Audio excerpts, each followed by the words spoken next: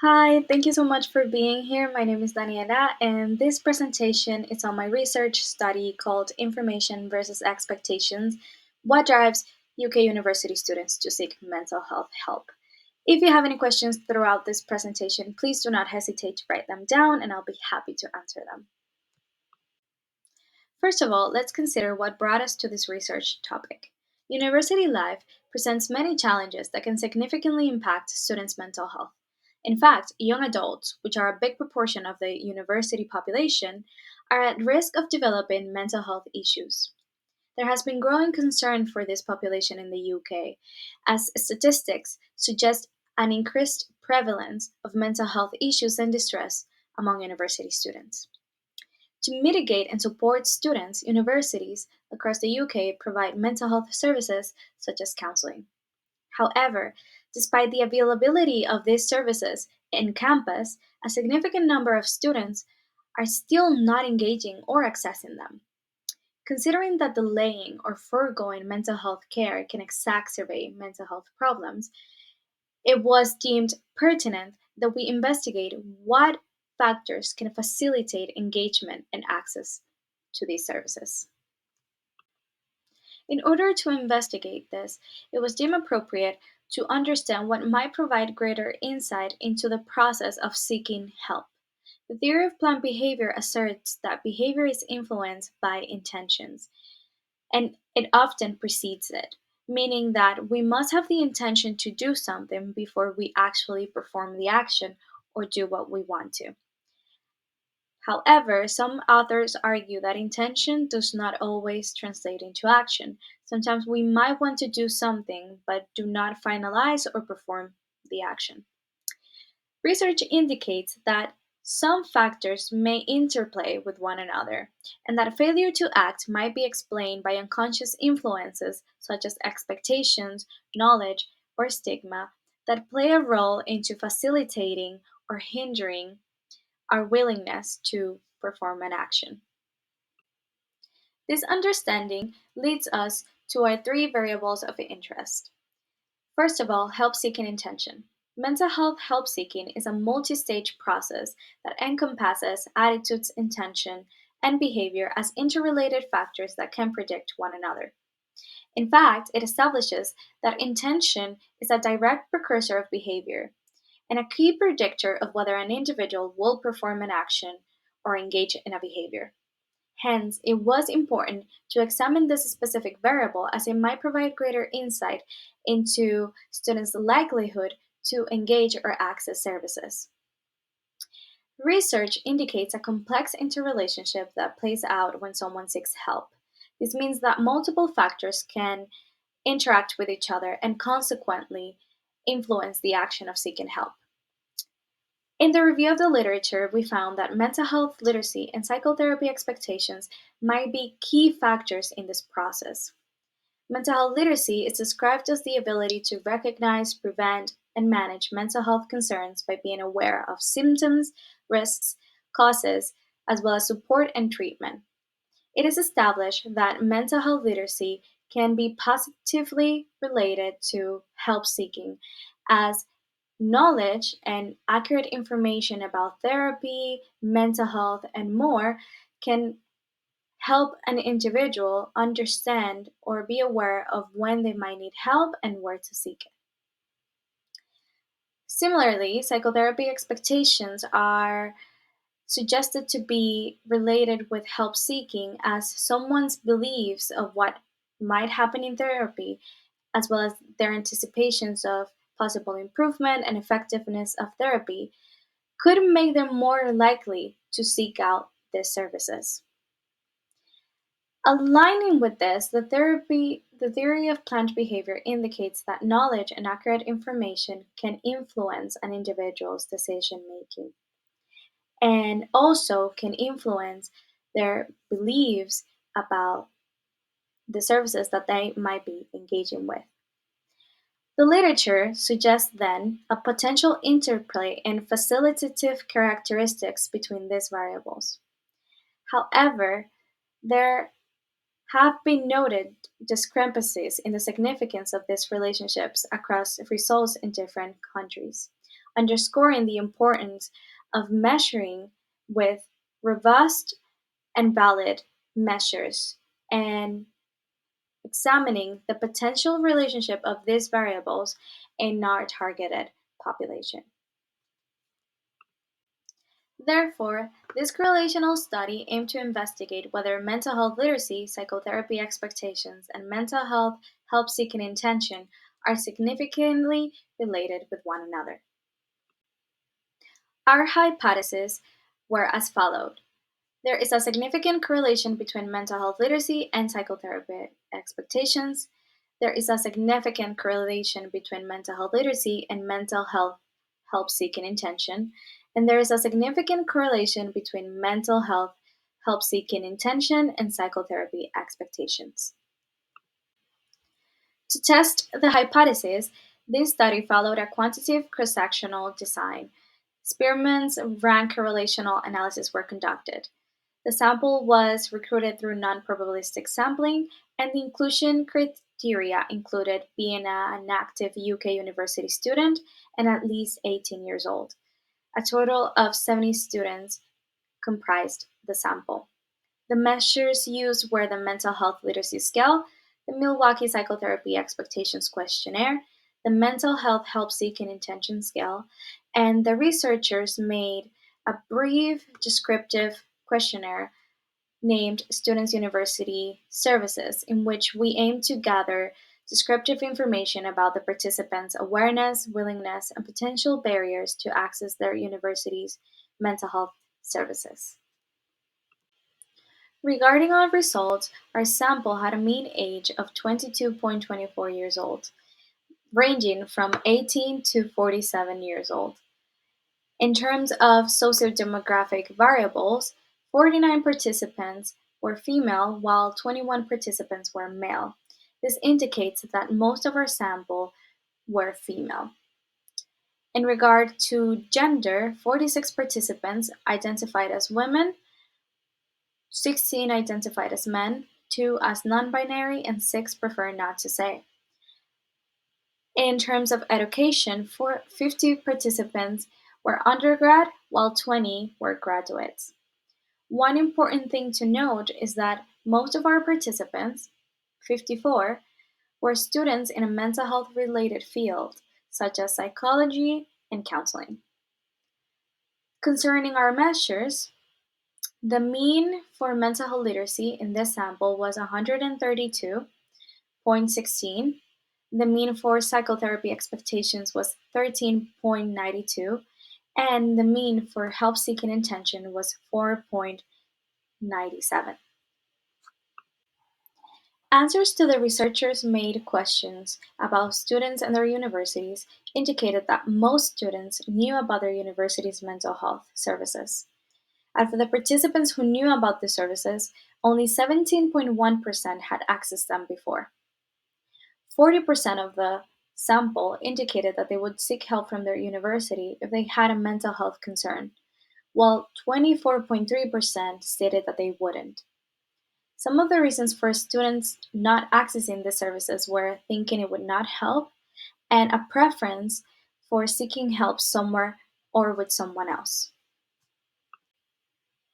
Moreover, our inferential analysis indicated that there was no significant correlation between mental health literacy and psychotherapy expectations. Likewise, there was also no significant correlation found between mental health literacy and mental health help seeking intention. However, there was a significant correlation between mental health help seeking intention and psychotherapy expectations.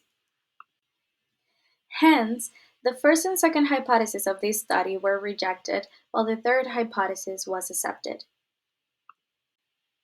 When interpreting the results of this study, something should be considered. For example, sample characteristics. Our sample was small, and most of it was comprised of females and students of a mental health related field. Moreover, the measures used. This study used measures that were valid and robust, and moreover, specifically targeting components or specific phenomena, such as mental health literacy and help seeking intention. Other studies which show contrasting results with us, use researcher made questionnaires, modified versions of previous questionnaires, or use measures that assess overall phenomena such as health literacy instead of specifically targeting mental health. Moreover, because this sample was mostly comprised of students in a mental health related area, biases should be considered. For instance, the Dunning-Kruger effect. Educational background is one of the factors that could potentially impact the variables studied. And this sample consisted of mental health students, which are more susceptible to cognitive biases such as the Dunning-Kruger effect, which implies that people with limited knowledge in a particular area can overestimate their capacity. In this sense, our sample could have been impacted by this bias, and because of their novelty in the field, they may have overestimated their capacity to manage their mental health concerns. And these could lead to, although they have mental health literacy, they might not perceive themselves as needing um, mental health support or having significant or severe problems that need to be addressed by professionals, perhaps because they might feel like they are self sufficient in addressing them themselves. Moreover, the lack of relationship between literacy and expectations and intentions could be attributed to different considerations. For instance, the discrepancies across studies could be related to cultural factors, as this is one of the factors highlighted in the literature as having an impact on literacy, as well as expectations and intentions. These findings suggest that the relationship between mental health literacy with these other two variables might not be linear and perhaps could be context dependent. Some of the things highlighted in the literature is that mental health literacy is mostly built upon factual information, whilst expectations are built with subjective factors playing a role, such as previous personal experiences and emotional or affective connotations that are related to, for example, mental health or therapy. In that sense, the way that they are formed could have played a role in how they might have been related. And perhaps underlying factors could have played a role in the lack of relationship between these variables. These findings also suggest that knowledge alone is not sufficient to prompt help seeking, although it might serve as a catalyst by providing information and providing awareness. It does not motivate or drive students by itself. On the other hand, the significant correlation found between expectations and intentions indicate that higher or more positive expectations are linked to greater intention to seek help. This means that if I expect therapy to be a positive experience, then perhaps I'll be more likely to engage with it. These findings align with the theory of planned behavior, highlighting the importance of expectations on intentions, meaning subjective factors and perhaps affective factors on intentions and help seeking behavior rather than the solely knowledge or information accuracy. Although this study was not qualitative, the information gathered through the brief questions about students and their university services provided great insight into potential barriers that students face when accessing or trying to access their university's mental health services. One of the main findings that I believe are worth noting is that students will rather seek help somewhere else, a friend, a family member, or professional services outside of university.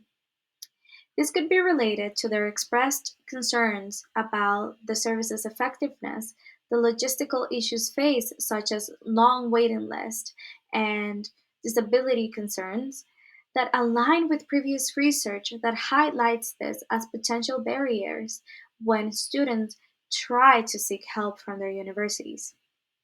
Another aspect that is worth noting is that skepticism regarding confidentiality. It was expressed that there was some fear regarding other people finding out about them accessing their services, and potentially if this could have an impact on their academic journey. This doubt and stigma could have potentially even impact expectations. This highlights the importance of gathering more information and examining what are the students' concerns and how we can address them, as these could have potentially overshadowed the mental health literacy that this sample presented, thereby contributing to a lack of significant correlation between mental health literacy and expectations as well as intention. Although they had the knowledge, there were other factors that could have played a role in mediating or perhaps moderating the relationship between these variables. So, what does these findings mean? These findings can help inform intervention programs. By understanding the complexity of the help seeking process, we can understand how to tailor mental health promotion programs in this population. They could be perhaps redirected to focus on building positive and accurate expectations about therapy and the services provided by the university rather than building mental health literacy, as previous research has shown a focus on this. Moreover, understanding the multifaceted concerns of students can help improve these programs by directly targeting these concerns and providing information that helps them understand what is that the university offers and what to expect from it. In that same manner, counseling services can benefit from these findings by counselors at universities being encouraged to manage students' expectations about therapy and the services provided from the start or prior to engagement with it. Nonetheless, there is still a lot more to keep studying and examining. Future research could benefit from considering more representative and diverse samples, as well as sociodemographic variables such as culture, ethnicity, and more. Cross-cultural studies are encouraged, as we found discrepancies across studies in different countries and populations. Moreover, future research is encouraged to consider intervening factors, exploring possible mitigating and moderating factors such as a perceived need for help, previous experiences, and more that could impact expectations, literacy, and intentions, as well as the interplay between them. Further, qualitative studies could provide greater insight into students' concerns and perceptions that could help us understand better the potential barriers that they face and how to address them more effectively. And lastly, comparative studies can help understand where the effectiveness of intervention really lies. Is it in developing mental health literacy, or is it in developing positive and accurate expectations as suggested by the study? And we have reached the end. This was a brief presentation on this research study, so if you have any questions, please feel free to ask and I'll be happy to answer them. In the next slide, you'll find the references.